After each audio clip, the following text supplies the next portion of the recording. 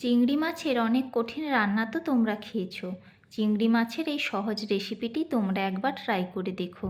রান্নাটি জাস্ট অসাধারণ খেতে হয়।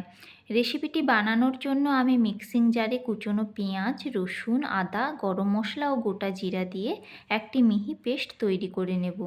এখন আগে থেকে পরিষ্কার করে ধুয়ে রাখা চিংড়ি মাছগুলিতে লবণ ও হলুদ মাখিয়ে কড়াইতে সরিষার তেল গরম করে চিংড়ি মাছগুলি হালকা ভেজে তুলে নেব।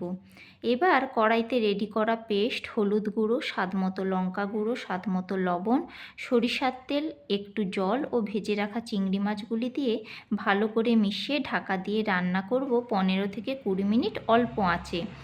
15 থেকে 20 মিনিট পর মশলা থেকে তেল ছেড়ে গেলেই রেডি চিংড়ি মাছের এই সহজ রান্নাটি। তোমরা কিন্তু বাড়িতে অবশ্যই একবার ট্রাই করে দেখো।